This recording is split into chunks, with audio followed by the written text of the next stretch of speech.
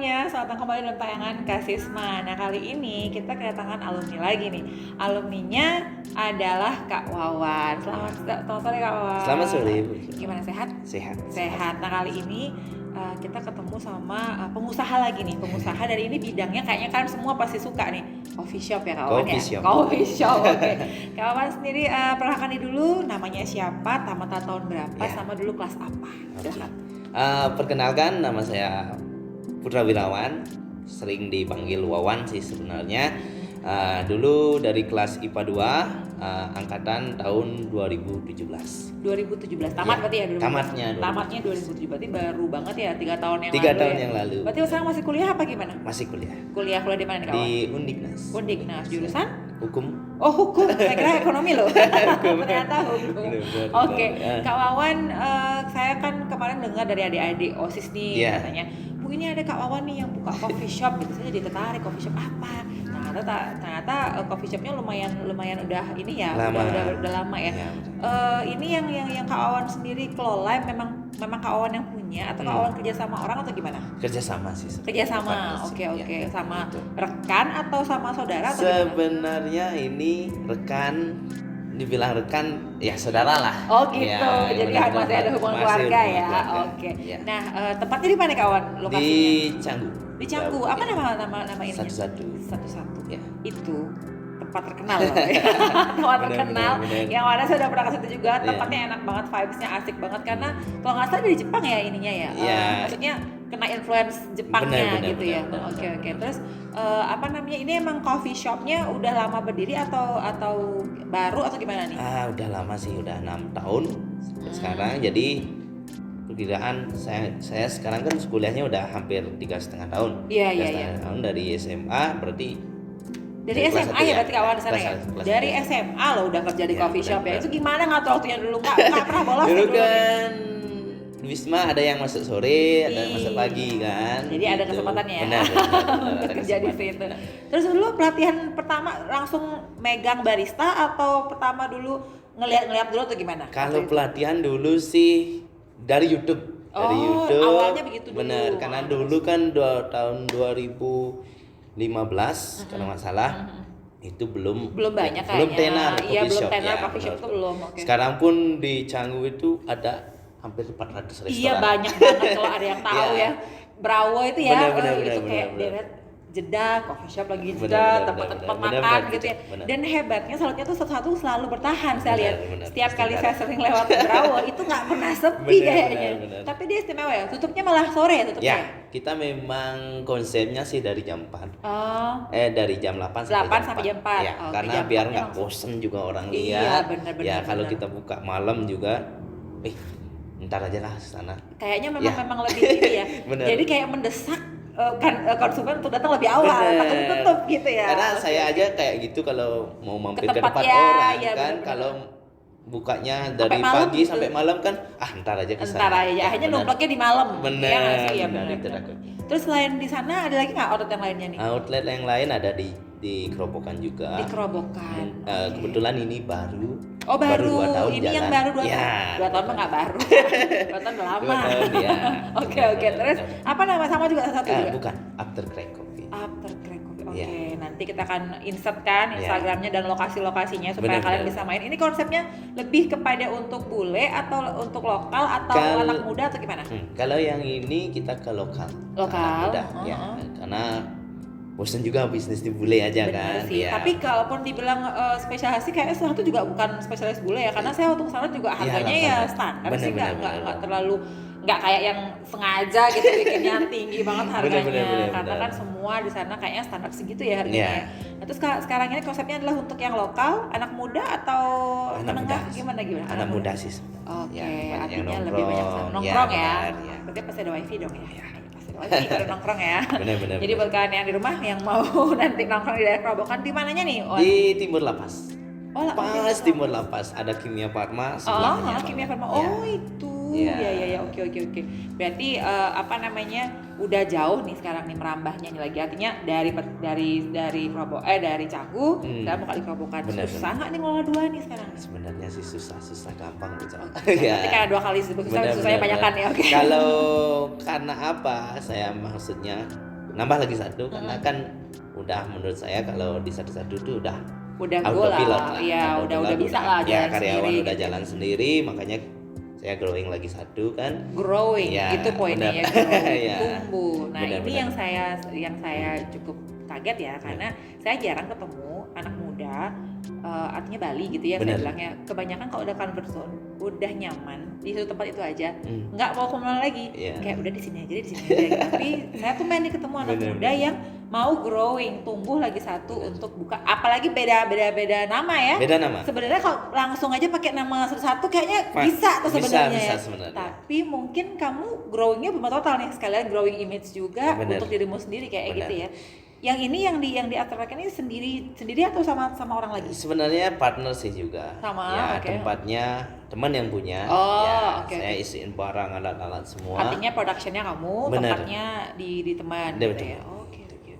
Artinya dalam bisnis ini kamu bertahan cukup lama ya, dari SMA ya? SMA. Nah, ini Kenapa kok betah banget bikin kopi? Apa nih yang istimewa dari kopi? Karena apa ya? Dulu kan dari keluarga sih sebenarnya. Keluarga. Jadi kakek, semua ibu juga. Asalnya dari mana sebenarnya? Asli Plaga. Oh, dari Plaga, pemuda Plaga ini. Pemuda Plaga. Terus di sana emang ada lahan apa gitu? Ada lahan.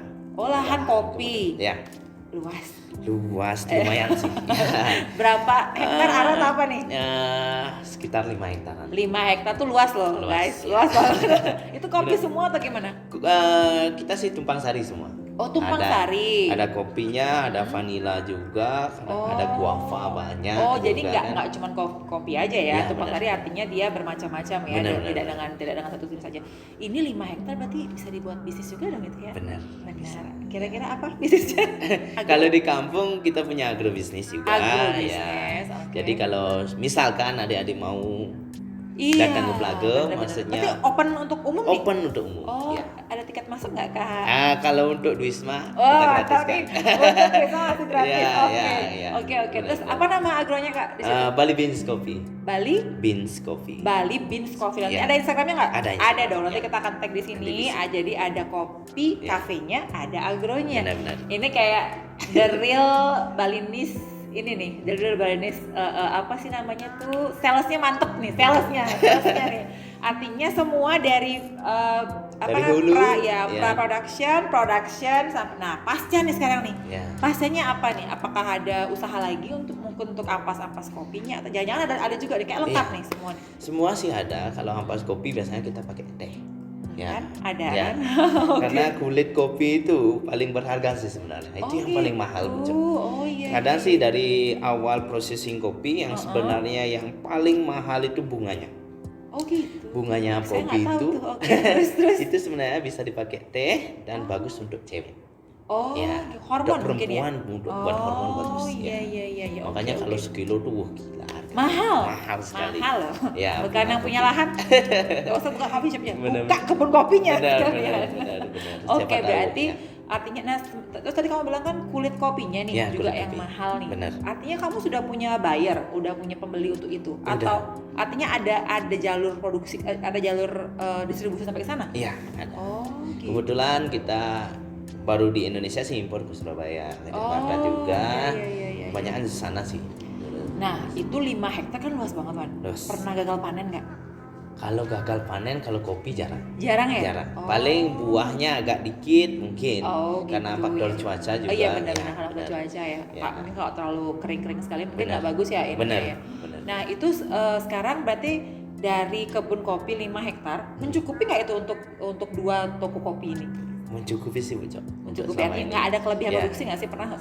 Kelebihan produksi ada, cuma kan kita harus keep quality. Maksudnya tetap kita jaga untuk coffee shop kita sendiri sih. Artinya tidak ada dijual keluar ya. Jadi spesial nih. Kalau minumnya di satu sama di Afterlife pasti kopinya datang dari Plaga. Bener. Iya, oke. Karena kalau saya sendiri sebenarnya suka kopi, cuman bukan yang kayak fanatik kopi gitu. Saya belum bisa ngebedain kopi yang dari mana belum bisa. Tapi saya suka kopi gitu. Nah, di sana di sesuatu ini spesialisnya apa nih? Ada nggak menu kopi khususnya di situ? Kalau di satu kita punya manual brewing sih. Manual brewing itu artinya gitu? Iya. Oh, gitu? Iya benar. Itu basicnya kopinya memang kalau penikmat kopi biasanya tahu itu manual brewing. Kita punya yang namanya Beans Sudana Family, itu nama kakek sendiri. Jadi memang produksi di situ ya, gitu. Oke. Sudana Family itu kakek.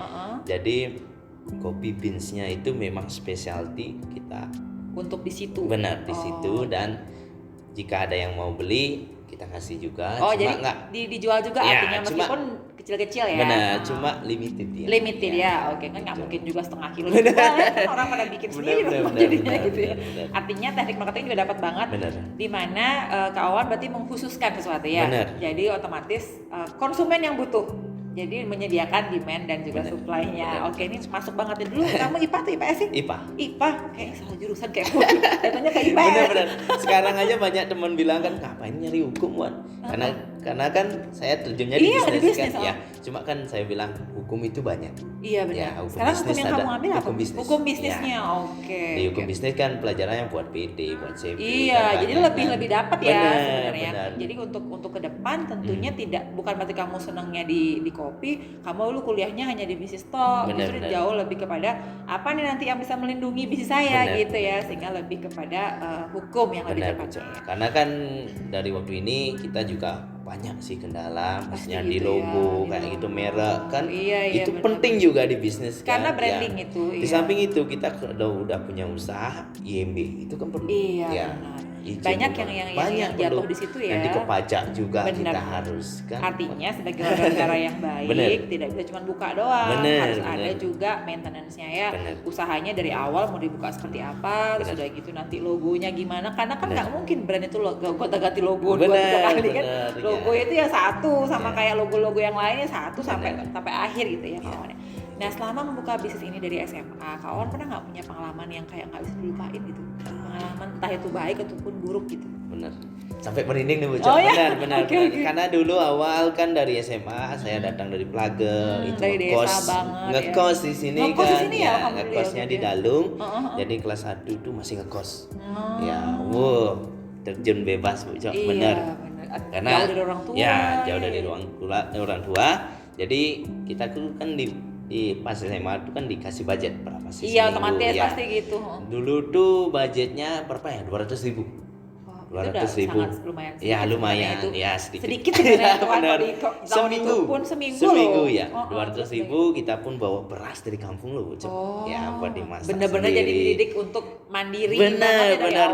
Memang kalau di kampung saya itu banyak orang kayak gitu. Jadi keluar memang untuk dari SMP memang masih di kampung. Kalau SMA-nya keluar. Benar, merantau sendiri, maksudnya masa apapun itu sendiri kan. Habis itu kebetulan Om datang dari Jepang. Yang kamu ajak ke Jepang ya. Om datang dari Jepang. Dia tuh pengen buka usaha di Bali itu, tapi modal kita kan minim, Bu. Tak kira kan masih di Brawo itu berapa sih habisin buat usaha kan gitu kan. Lumayan banget dulu. Karena dulu kan pertama belum ada pengalaman ke sana.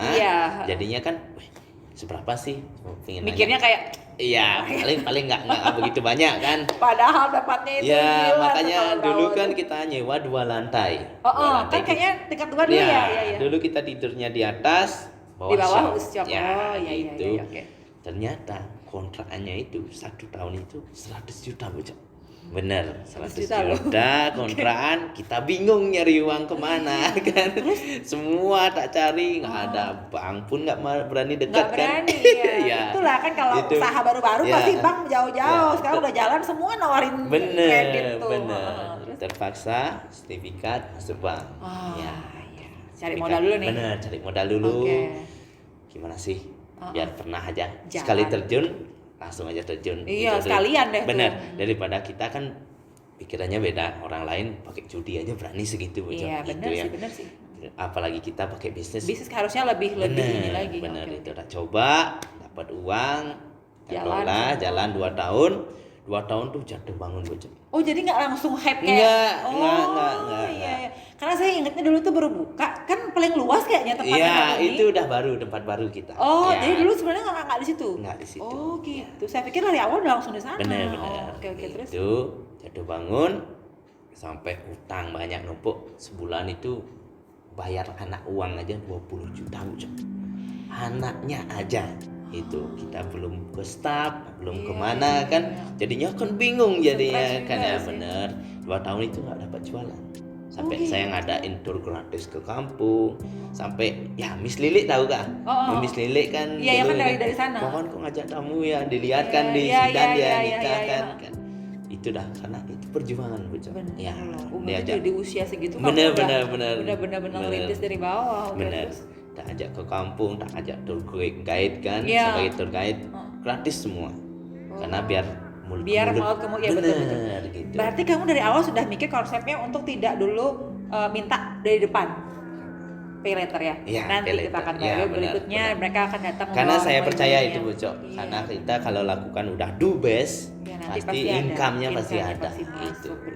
Lalu setelah itu selama 2 tahun Bu Cok ngajak tour guide maksudnya. Tapi waktu itu sudah kelihatan nggak sih hasilnya? Kelihatan nggak sih ada perubahan di tempat kopi? Ada perubahannya karena setiap hari kan semakin banyak orang datang, semakin pengen. Sabar banget loh. 2 tahun tuh lama loh. Kalau biasanya orang tuh 6 bulan nggak dapat jualan. Bener.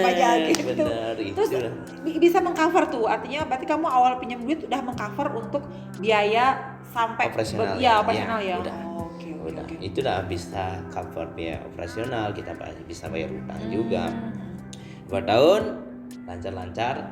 Setahunnya sih gitu, maksudnya jatuh bangunnya setahun. Setelah itu mulai ada peningkatan. Udah mulai terkenal kan, udah punya nama juga. Di sini punya tour gratis. Iya, jadi yang kamu jual tidak hanya kopi, tapi juga kamu jual service. Iya, service juga. Di samping itu, pas waktu itu kan sesampainya maksudnya udah kehabisan akal ya. Sampai kita ngadain bahasa lisan. Maksudnya ada tamu yang datang ke restoran, kita ajarin bahasa tamu, Indonesia. Kan tamu itu tertarik kan, balik tertarik. Ternyata itu idenya nggak kepikir loh. Benar. Tidak terpikirkan oleh karena bingung kita bocok mau buat apa. Itu manusia ya hebatnya. Benar. Kepepet keluar idenya macam-macam.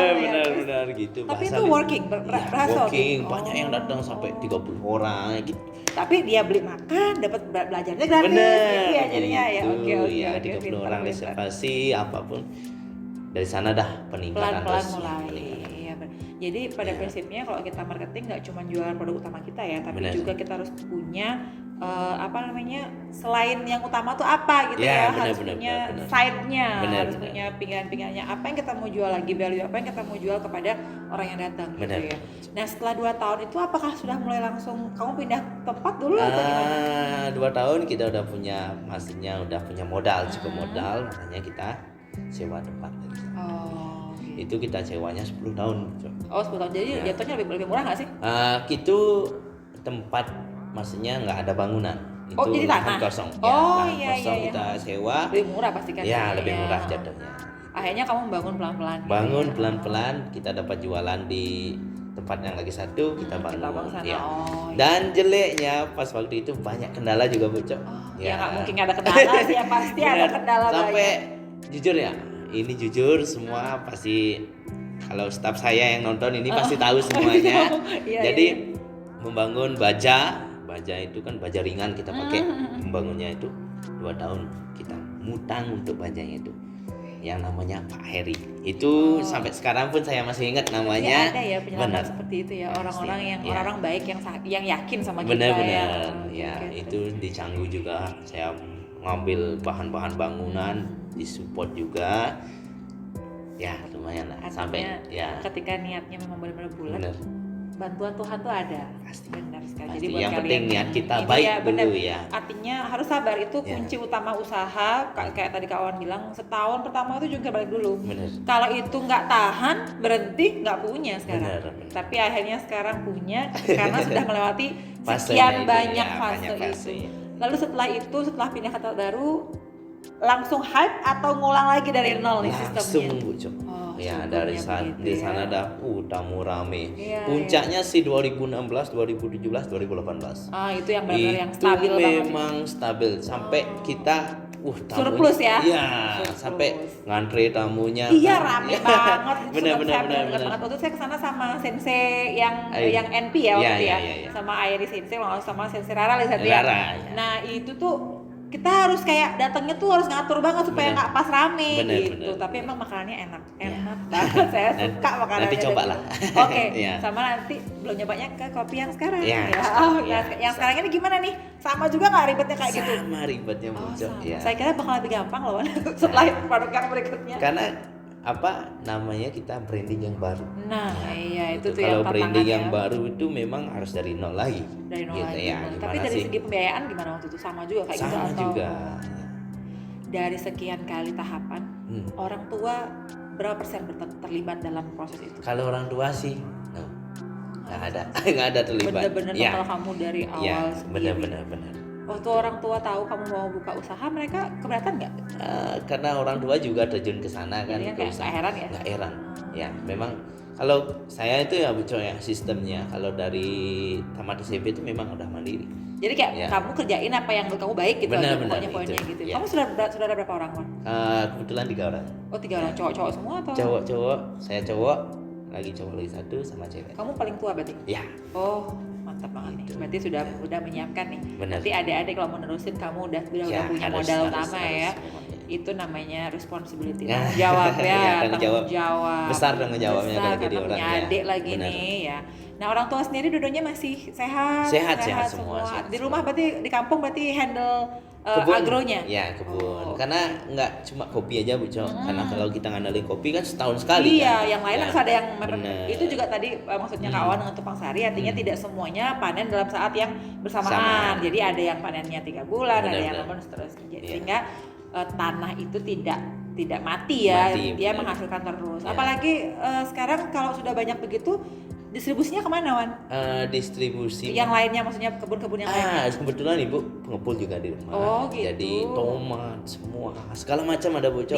Dibawa ke Surabaya, Jakarta juga. Oh, gitu ya. Artinya tidak dijual di pasar enggak? Dijual di pasarnya enggak? Kalau jual di pasar orang-orang di sini aja yang ngambil. Maksudnya pasar Kumusari semua ngambil sana. Oh, sana. Tapi kalau yang dari kamunya sendiri ngopernya keluar. Oke, jadi berarti quality controlnya bagus dong. Ya. Karena kalau udah nyampe di luar. Karena gini Bucok, dulu kan nggak bagus, maksudnya itu manajemen ibu sama bapak nggak bagus. Karena dilihat dari usaha kita, maksudnya. Banyak lah. Ya, di samping itu kita support juga kan. Gini-gini caranya biar nggak sampai terjun langsung, maksudnya. Iya, biar nggak capek juga, karena kan pasti usia kan ngikutin tuh, pasti lebih capek. Terus makanya dari kalau nggak salah 2 tahun terakhir ini mulai dia berubah. Berarti pada poinnya kita petani itu sebenarnya nggak ada yang miskin. Nggak ada. Petani itu kalau diimbangi sama ilmu, kaya. Iya nggak sih, sebenarnya kalau udah tahu ilmunya nggak usah ribet ya. Kalau udah petani punya lahan sendiri, apalagi ya, bukan lahan kontrak ya. Jauh sekali keuntungannya sebenarnya ya. Dan sekarang itu banyak yang beralih ke pertanian. Iya, otomatis karena sekarang lagi musim ini kan. Di samping itu banyak di kampung saya tuh Bucok, investor dari Jakarta tuh banyak. Oh, berarti Pelaga ini sudah melirik sama orang luar ya? Iya, karena kan ada proyek bendungan juga kan. Bendungan terbesar di Bali, maksudnya dari presiden langsung. Ya, itu di Pelaga. Gitu. Makanya sekarang jadi kayak orang mulai lirik nih, lahan-lahan yang tadinya kosong-kosong. Berarti nanti kita bakal main ke villanya di Pelaga nih, bukan lagi di Kuta ataupun di Datiannya, sudah mulai pindah ke lokasi itu. Jadi bagusnya adalah merata ya, nggak cuma di Ubud ataupun di Sanur ataupun di Kuta. Sekarang sudah bisa ke Pelaga, Badung apa namanya? Badung Utara. Oke. Nah sekarang Wawan sendiri, apa lagi yang ingin dibuat dengan brand baru ini? Target berikutnya apa nih? Banyak sih target. Oke, yang terdekat dulu deh. Apa nih?